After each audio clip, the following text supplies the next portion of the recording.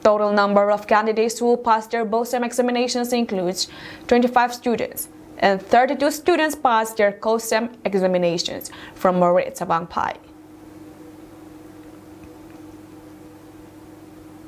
Koitelui Area Chiefs Associations (KACA) and Koitelui Area Youth Associations (KAYS) seized a certain amount of drugs at Kaprang Post today, the 3rd of June.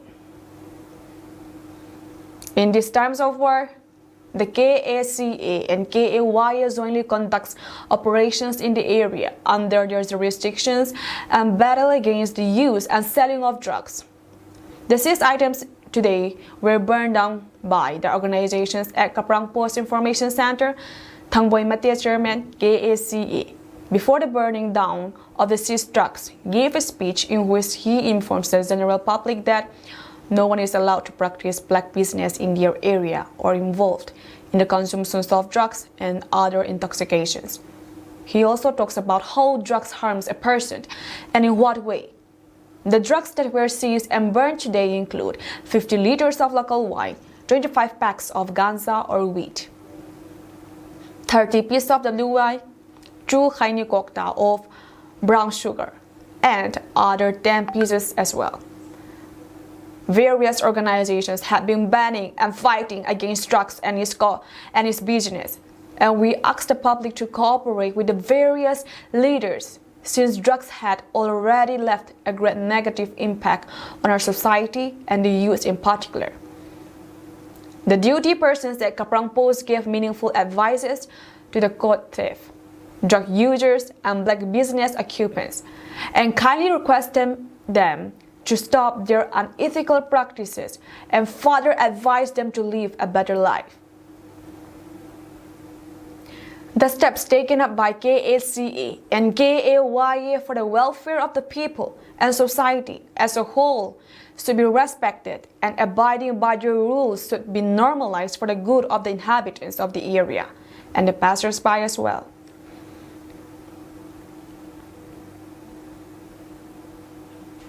Seithang, 32 years, hailing from Sizang village, had gone missing since the 29th of May, and search operations are ongoing till today. 4 days had passed since Seithang had gone missing. He was reported to be mentally retarded and was reported to have gone astray while returning home from a neighboring village. Sizang youths and village authorities had carried out search operations along the length and breadth of their land but did not find him. The KKL Lamka block also extends assistance where they jointly carried out search operations with the inhabitants of Sizang village. Around 150 rescuers went through the forests of Sizang, Taising, Jammu, and the neighboring villages today, and they were also backed up by the drone team. Despite the harsh weather conditions, the search team carried out the operations only to end the operations unfruitful. KKL's General Secretary told the media that search operations will continue till the missing person is found. Thang Kuhol from Sizang extends his gratitude to KKL team for their assistance. Assam Rifles and National Disaster Response Force (NDRF) teams have been conducting round-the-clock operations to deliver relief materials and evacuate stranded residents in Manipur, where several localities remain flooded following torrential rains triggered by Cyclone Remal. Despite water levels receding in the Imphal and Nambu rivers, the situation remains dire in many areas. Teams from the 37 and 33 Assam Rifles and NDRF were deployed in Imphal's Nagaram area, one of the hardest hit regions, to assist with relief efforts. Assam Rifles personnel used motorboats to navigate the flooded localities, providing essential supplies such as food and medical to those affected. Manipur Chief Minister Biren Singh announced through Twitter that Manipur Fire Service teams are working to remove flood water and clear obstructions in the Naga River at North AOC Imphal to restore the water flow. Cyclone Remal made landfall in Manipur last week, causing heavy rainfall that flooded rivers and submerged several areas. So far, 3 people have died, and over 1 lakh have been affected by the floods.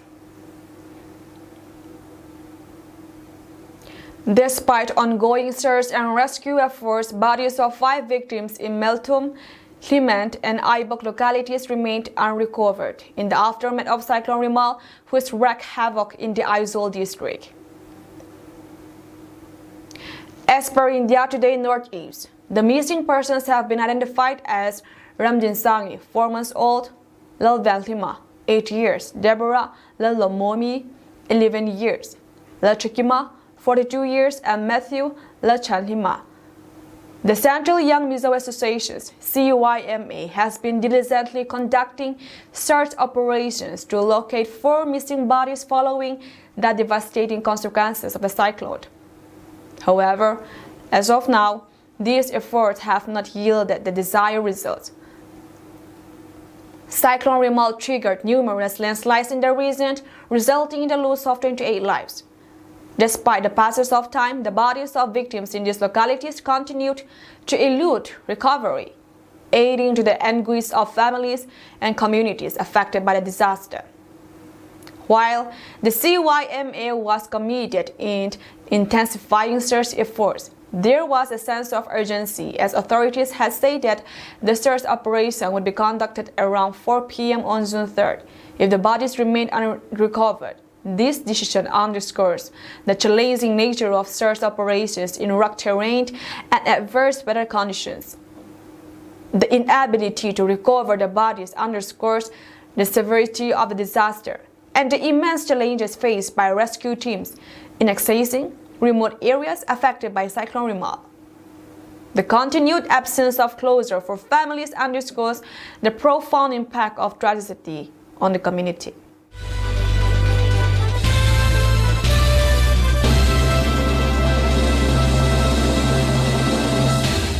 As many as 22 people were killed and at least 50 were injured after a bus fell into a gorge in Jammu's Aknur on Thursday. The bus, which was carrying pilgrims from Uttar Pradesh and Haryana, was overcrowded and had over 80 passengers on board. Officials say the bus, which was headed to the famous Shiv Khori temple in Rasi district, scattered off the Jammu-Poonch highway and fell into the gorge. Jammu Divisional Commissioner Ramesh Kumar said the bus fell into a deep gorge. A rescue operation was initiated immediately. 22 people were found dead. The people who were injured have been taken to hospitals. An inquiry has been ordered. Prime Minister Narendra Modi announced compensations of rupees 2 lakh each for the family of the dead and rupees 50,000 for the injured, anguished by the loss of lives due to a bus mishap in Aknur. My thoughts are with those who have lost their loved ones. I pray that the injured recover soon.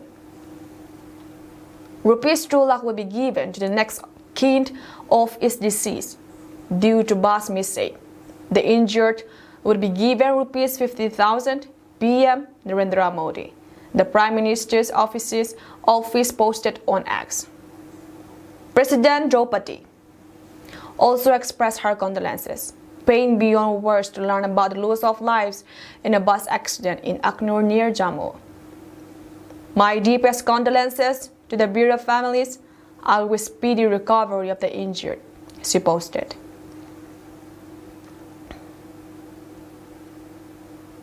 Delhi Chief Minister Arvind Kejriwal headed back to a cell in the Tihar jail on Sunday, as his interim relief period of 21 days was over.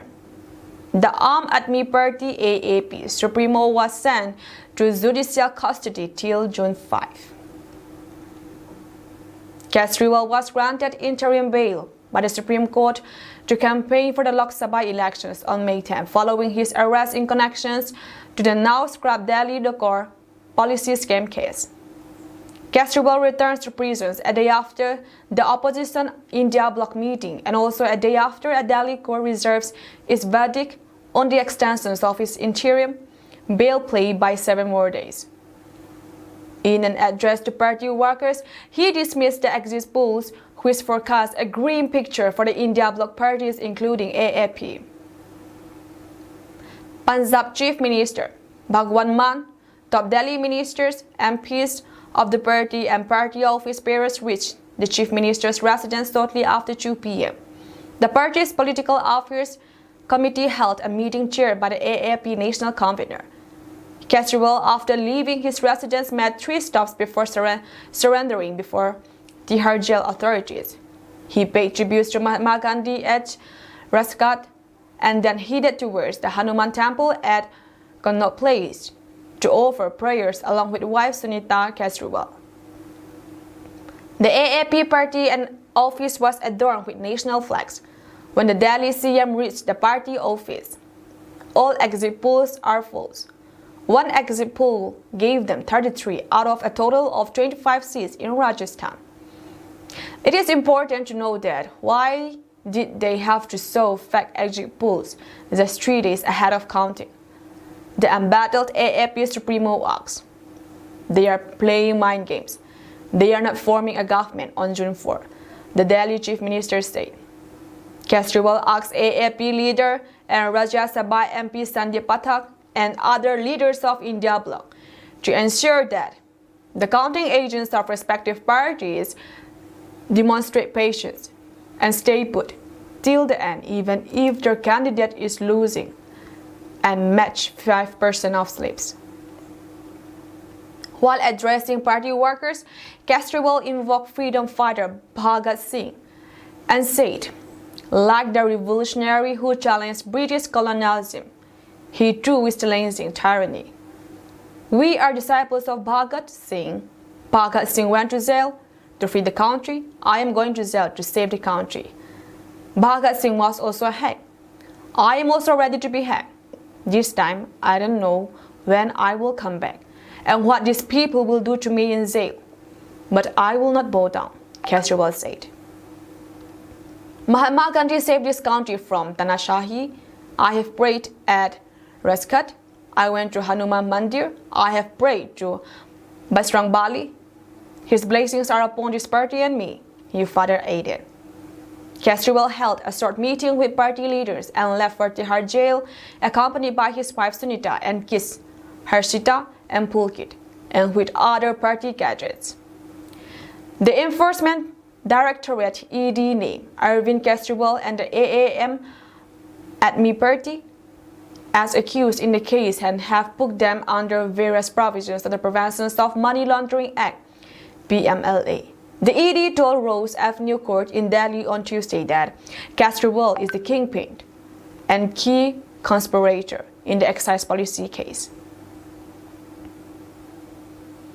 After he was released on bail, Kejriwal hit the campaign trail on May 11, campaigning for the AAP and India bloc partners in Delhi, Punjab, Jharkhand, Uttar Pradesh, and Maharashtra. He anchored the campaign on Zil Ka Jawab, Vote Say, in a bid to use his arrest as a campaigning tool.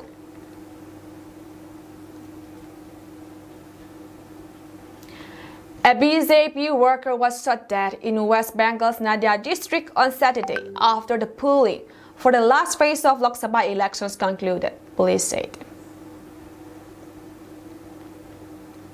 Hafizul Sikh, who recently joined the BJP, was shot in the head by a man at a tea stall. The police have identified the attacker and are looking for him, sources said. Police sources say that both Sikh and his attacker, who they have identified, had criminal records. The police also denied reports that Sikh was beheaded, saying his head was disfigured due to bullet shots. Sikh's family had claimed that he was killed as he joined the BJP. The BJP has blamed the Trinamool Congress and CPIM for attack on its workers. The killings in West Bengal have started. Hafizul Sikh, another BJP worker, has been murdered. His body, swollen, bullet-ridden, head chopped and missing, was found lying by the roadside, say Amit Malviya, BJP's IT cell head, in a post on X. Malviya said that under Sikh, the minorities in the area were joining the BJP before the Lok Sabha elections. TMC has no love lost for Muslims if they do not vote for them, Muslims were targeted in Diamond Harbour too, where a large number of them voted for Pratikur Rahman, the CPIM candidate, he said.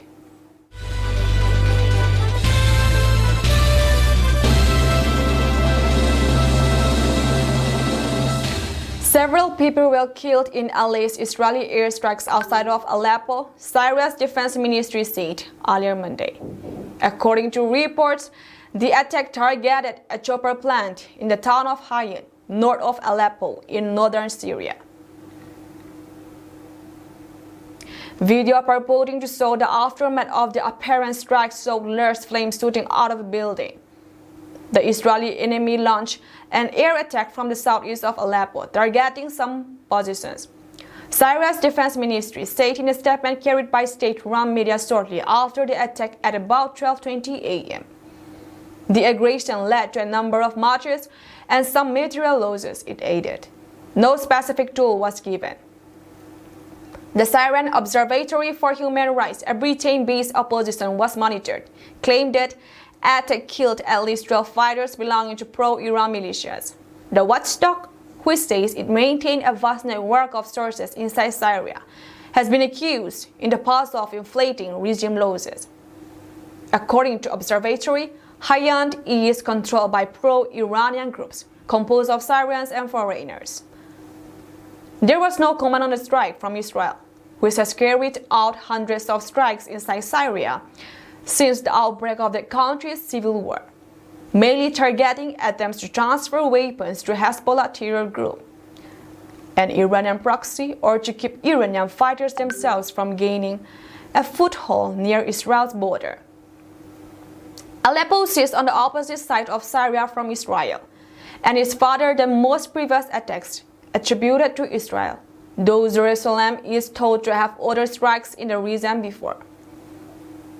The last alleged Israeli strike in Syria occurred on May 29, in an attack that was blamed for the death of a girl in the coastal city of Banias.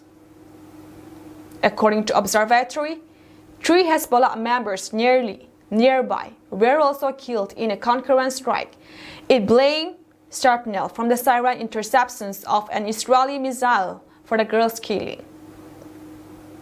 Alleged Israeli strikes have ramped up since the Israel-Hamas war in the Gaza Strip began on October 7, when the Iran-backed Palestinian terror group launched a massive cross-border attack on Israel that killed 1,200 people, mostly civilians. Israel responded with a military offensive to destroy Hamas and free 252 hostages that terrorists kidnapped from Israel during the October 7 onslaught and took as hostages to Gaza. Hezbollah has been exchanging nearly daily fire with the Israeli army since the day after the Hamas attack. Hezbollah-led forces have attacked Israeli communities and military posts along the border on a near-daily basis, with the group saying it is doing so to support Gaza amid the war there.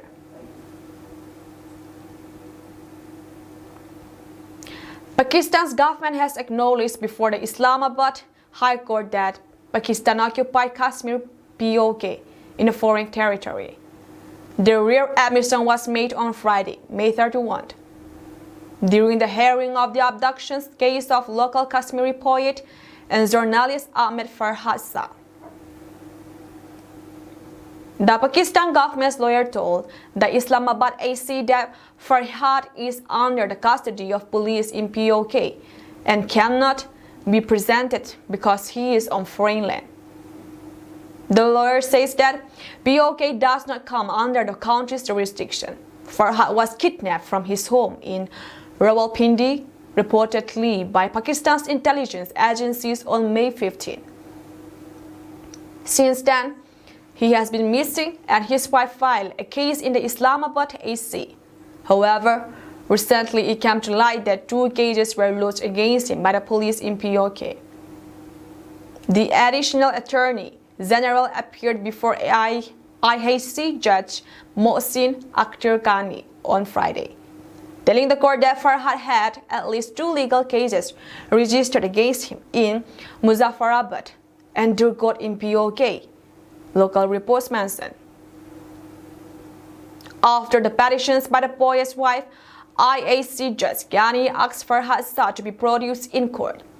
Advocate Imam Mazari, who has been representing the poet, said later that the additional Attorney General admitted in the court that Farhad was currently present on a foreign land and thus could not be produced in the court.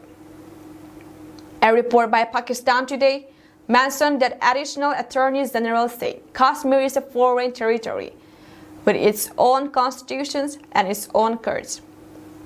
He further added that the judgments of Pakistani courts in POK are considered judgments of foreign courts. AIR reported that Justice Ghani countered that if POK was a foreign territory, as he mentioned, then how did the Pakistani military and Pakistani rangers enter the land? Notably, the Pakistan-occupied Kashmir is an integral part of India, but the region under the illegal occupations of Pakistan since 1947. India has often reiterated the same, with India Home Minister Amit Shah recently saying during an elections rally that Pakistan-occupied Kashmir (POK) was ours, is ours, and will remain ours, and we will take it. No one can stop us. He said this AAP and Congress leaders say don't demand POK from Pakistan. They have atom bomb, but we will take it as the BJP is not afraid of any bomb. Indonesia's president-elect Prabowo Subianto said on Saturday that his country was willing to send peacemaking troops to enforce a ceasefire in Gaza if required. Speaking at the Shangri-La Dialogue, Asia's premier security conference, Prabowo said US President Joe Biden's three-phase proposal for a ceasefire in Gaza was a step in the right decision. When needed and when requested by the UN, we are prepared to contribute significant peacekeeping forces to maintain and monitor this prospective ceasefire, as well as providing protections and security to all parties and to all sides, Prabowo said. The 72-year-old former Special Forces General and current Indonesian Defense Minister takes on the presidency of the world's most populous Muslim nations in October. He said President Joko Widodo had instructed him to announce that Indonesia was always ready to evacuate, to receive, and to retreat with medical care up to 1,000 patients from Gaza. The Indonesia hospital in Gaza, which was run by an Indonesia NGO, closed in November amid the fighting. Prabowo said a comprehensive investigation into the humanitarian disaster in the Rafah area of Gaza was needed, as well as a solution to the situation in the occupied Palestinian territory. And that means the right of not only Israel to exist, but also the rights of the Palestinian people to have their own homeland, their own state, living in peace, separately. The outgoing president, popularly known as Jokowi, condemned Israel's attack on Rafah and called on Israel to obey the International Court of Justice. Israel should have an obligation to obey international courts, including stopping offensive attacks against Palestine, Jokowi told reporters on Saturday. That's all from us tonight, and we thank you for joining our program.